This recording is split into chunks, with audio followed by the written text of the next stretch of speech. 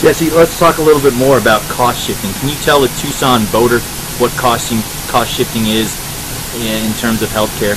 I'm glad you asked. See, when the government puts a burden on a business, you know what, let's shift it away so it's easier for someone to understand. Let's say there's a bread company, and the government decides they're going to tax bread.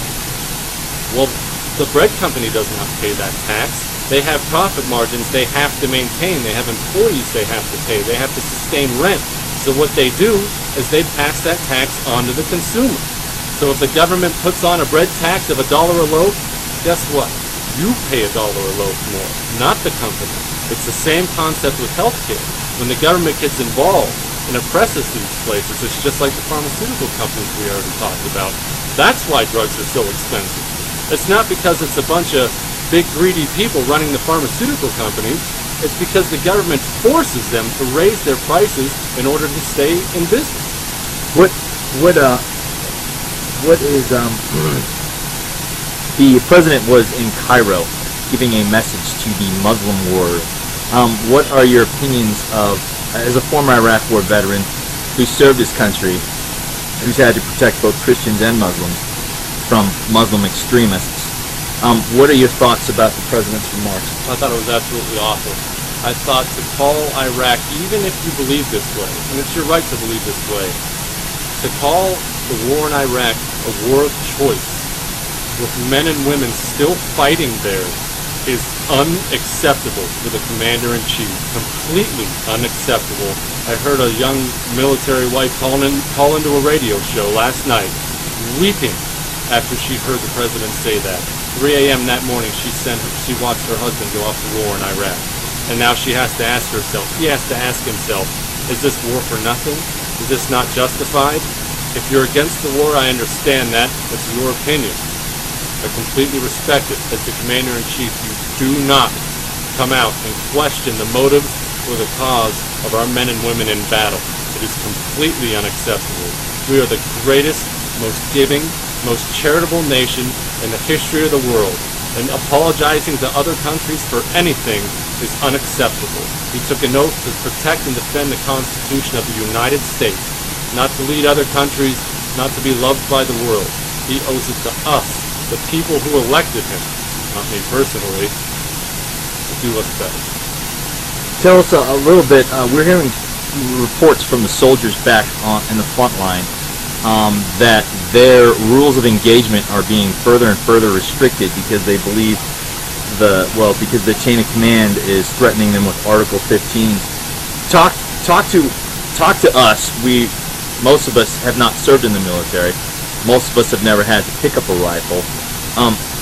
Tell us what you think our policy should be with respect to the rules of engagement and the relationship between the commander-in-chief and his soldiers that serve him. The president needs to endear himself to the military as they are the long arm of the United States. We are able to be successful and free as we are because we have a strong military. It is the fact of life. Peace through strength is what President Ronald Reagan said. God rest his soul. We could use him now. But when you hamper our troops with rules of engagement, yes, there need to be some rules of engagement, but when you further handcuff them as a PR move, when you take away from the things they're able to do, it's not just bad press, it's not just bad for morale, it costs lives.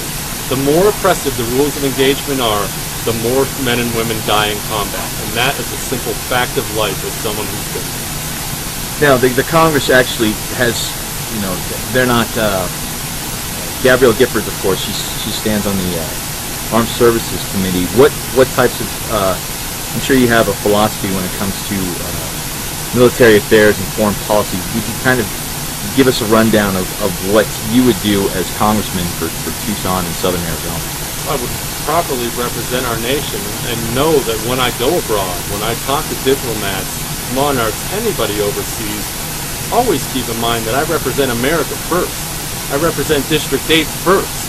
Yes, I want diplomacy. Yes, we will extend a hand, but never, never to the detriment of anything that we represent here in the United States. It is America first, now and always, if you want to be a representative of this country. Tell us a little bit about your personal story. It's very compelling. Tell us who you were. Where'd you go to high school? What happened after that? Well, I was born in Ohio. My family moved us to Montana when I was 10 years old. Montana was a great place to grow up, hunting, fishing, camping, enjoying the outdoor life. Liked high school. I was anxious to graduate. Once I graduated, I actually enrolled in Montana State for a year. I decided college was not for me after that year, and I just could not. I wanted to serve my country.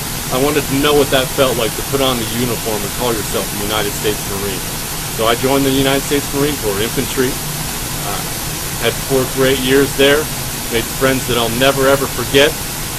I remember sitting in my barracks room at 9/11 as terrorists slammed planes into our buildings in New York City. And I remember wanting to go to war that day. Well, we ended up going to war in Iraq, and it was my honor to serve this nation, and it was all of our honor. And I'm very grateful for the opportunity. What happened once you got out of the military? Well, once I got out, it was in August of '04.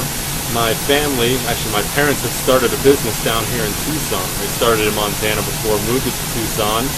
I decided I'd like to give the family business a try. When I got out, I moved down here, gave it a try, and liked it. It's a good job.